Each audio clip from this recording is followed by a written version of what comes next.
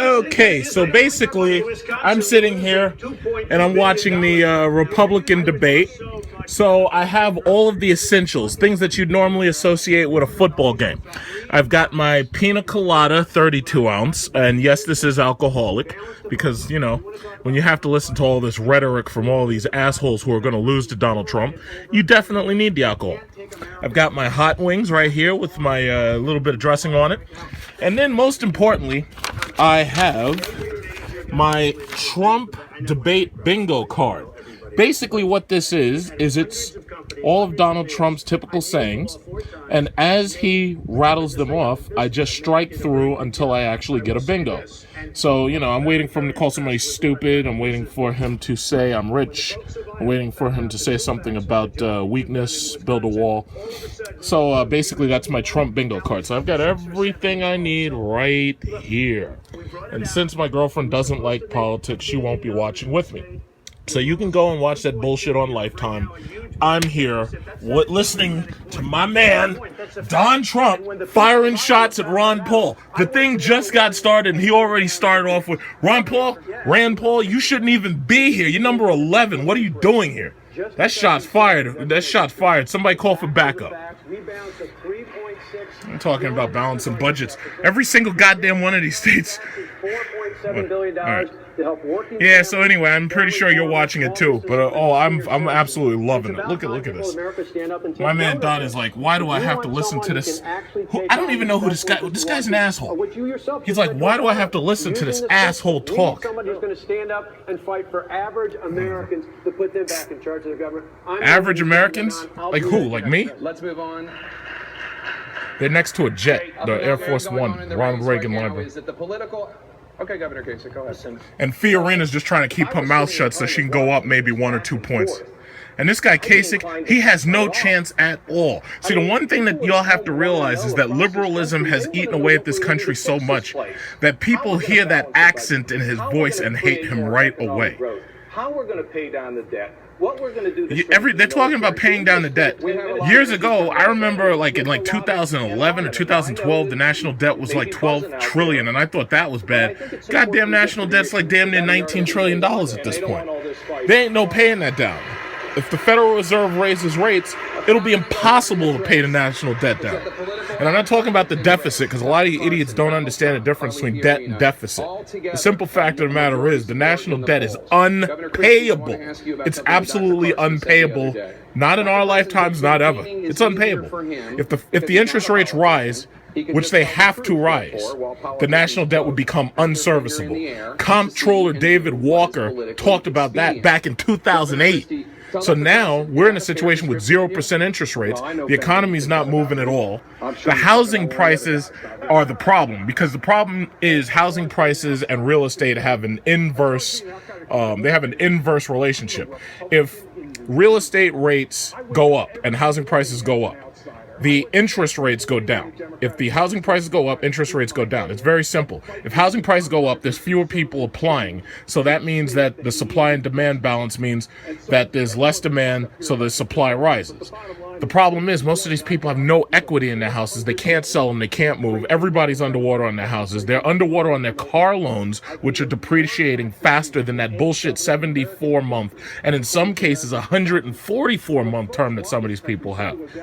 You know, if I was on this stage right now, I could outrun every last one of these people and Donald Trump, because unlike Ben Carson, who talks really soft and knows how to work on your brain, I'm a black Republican who could talk louder than Donald Trump, talk louder than Chris Christie, and I can tell you about real issues. These people are milquetoast compared to me. These people are Boy Scouts, especially Chris Christie here.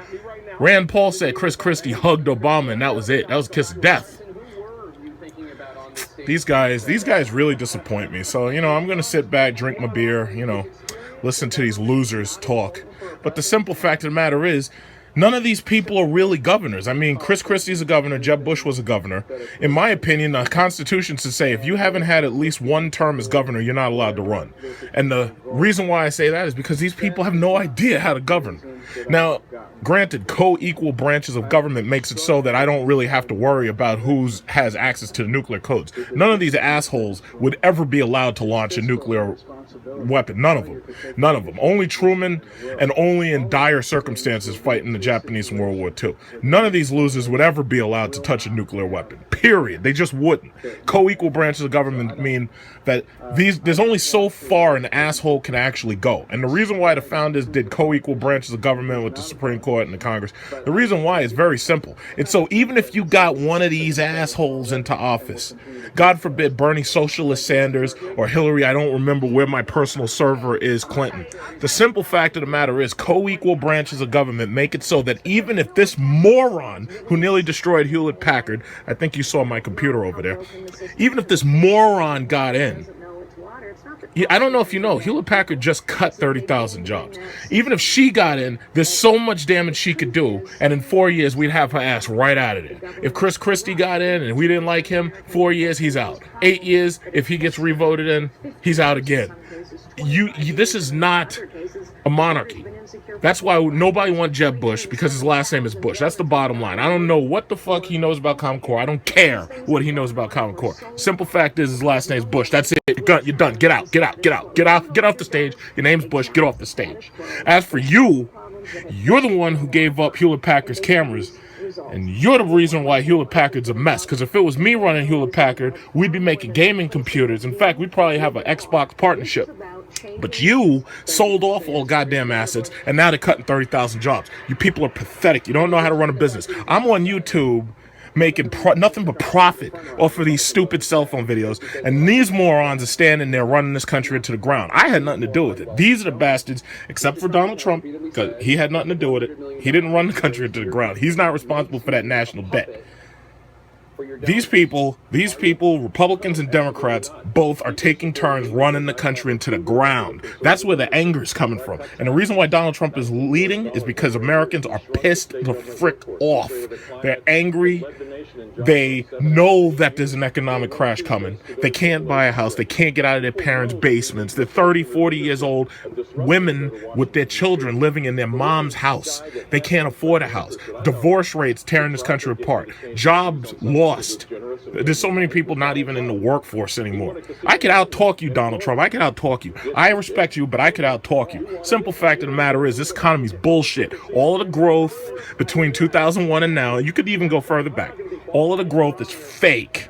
It's all fake because it's all based on 0% interest rates. It's all fake welfare growth. It's all government manipulation. And that's the reason why the economy ain't shit. And that's the reason why everybody's waiting for Janet Yellen to tell us whether or not she's raising rates. Because if she raises rates, this economy is going bust. There's going to be a recession. And the sad thing is, it has to happen. All the Federal Reserve did was pause the 2008 recession. They didn't solve it. All these idiots on Facebook with these stupid memes talking about how great the economy's doing, they didn't say shit when the economy dropped 1,000 points 2 weeks ago on a Monday. They didn't say anything. You know why? Because they don't understand economics. Simple fact of the matter is, the national debt is causing so much inflation and it's causing so much instability that the retirees, look at the average retiree right now. They have to work.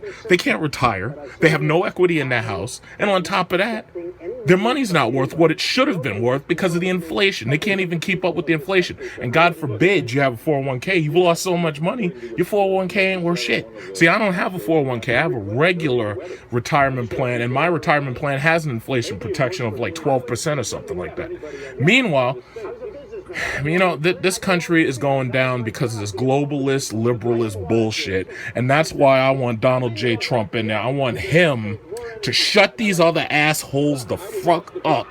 I want him to shut them down. And I want to see what he can do in 4 years. I don't want you. I don't want you because you're Bush. This is not a monarchy. This is not dynastic politics. I don't want you. That's the man I want.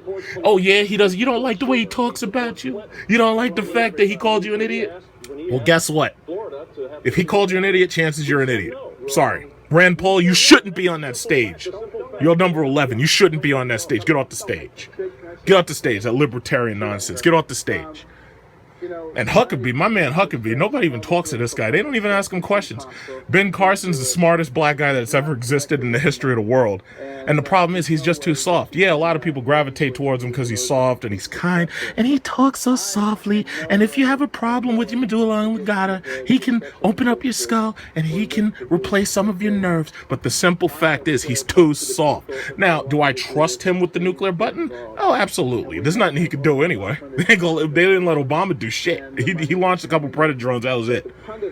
I trust this guy. He's okay. I wouldn't mind Ben Carson and Mia Love. I wouldn't mind those two on a ticket, or even Ben Carson and Fiorina. I wouldn't. No, what am I saying? She nearly destroyed Hewlett Packard. Hell no. I want to see Ben Carson and Mia Love, or even Ben Carson and Trump on a ticket. They could be a mix of a ticket. I don't think Trump's going to settle for vice president. I don't think he'd settle for that. And if he did, I'd lose respect for him. But as for Fiorina, you need to get off of that stage because of you, Hewlett Packard's going down. I don't need that. You people don't know what you're doing. I trust this man to run a company. I trust this man with healthcare. I don't trust any of these liberals. I don't trust that socialist Sanders. I do not trust him. And if Hillary doesn't understand the difference between a personal and a private and a government email account or a private server, then I don't want her either. It's just that simple. So, let me go over and have some of my hot wings and some of that beautiful pina colada. In fact, let me get that pina colada. I have to say, man, Trump is absolutely hypnotic. Anything he does, he could come out and call, he could call, what's her name, what's that idiot's name who was talking about him? Megyn Kelly? Yeah, he could call her a straight-out moron, and his poll numbers would just go up. This man is a phenomenon. I trust this guy. I want this guy. There's so many people on Facebook who are terrified of this man because they know when they look at him, all they see is their boss. They're terrified of this guy. That's what I'm looking for. I think it's time to cut this socialism nonsense out because before our national debt goes to $25 trillion, it's time to cut this socialism nonsense out. It's time to start running this country like it's a company. If I can turn a profit off some goddamn YouTube videos that I'm shooting off of an iPhone, then this country should be able to turn a profit with all the shit that we got in this country. But the problem is they're not running it like a country. They're running it like a credit card, and they're stupid. I gotta get my Donald Trump scorecard out so I can, this is some good pina colada. Damn, that's good. This is thought juice in the hood. I don't even know who this guy is anymore. I feel bad for all the people who wanted Marco Rubio. This guy's thirstier than I am. I'm surprised he doesn't reach for a water bottle right now. This guy sucks. Rubio, you suck. You know what I really should do is I should get some of my liberal friends and maybe somebody in the middle, and we should just sit in front of the TV and do like Mystery Science Theater 3000. That would be fun. In fact, that's probably a good idea. I just hope I wouldn't get sued by the people who made Mystery Science Theater 3000. I'd be drinking. I'd be watching the show and just drinking and everything, insulting everybody. Whatever. I'm not interested in it. Just be quiet. Be quiet. I'm not interested in anything you have to say. Hewlett Packard lost 30,000 jobs. I'm not interested in it. Don't want you. I'd take Hillary over you, and that really hurts me to say that. I'm sorry. Because of you nearly destroyed Hewlett Packard. Hewlett Packard could have been making gaming computers and blowing Alienware away. They could have been making gaming computers with tight nexus in them. Because of her, they nearly. Do you know that because of her, Hewlett Packard nearly got to a point where they were going to give up their laptops and their desktops? You remember when Hewlett Packard used to make cameras? Well, guess what? Now you're looking at the reason why they don't. You're looking at the reason why they don't. And to be fair, all the electronic companies are experiencing recession, with the exception of Apple, who just sold $1,000 phones out in seconds online. And the reason why is because they make a superior product. It's just unfortunate that they have to produce the goddamn thing in China. All right, so anyway, I'm going to get back to what I was doing. But hopefully there won't be any more shots fired tonight because Donald Trump and Rand Paul going at it. I mean, he started off on him. Damn. The Don. He says, you're fired. Love that man. Arm the courage. Yeah, that's a great idea. Arm the courage. So this way we'll have somebody else to fight in 20 years. Good job. Arm the Peshmerga. The next president, no Let me tell you something. This is not a debate at all. In a real debate, there wouldn't be this many people.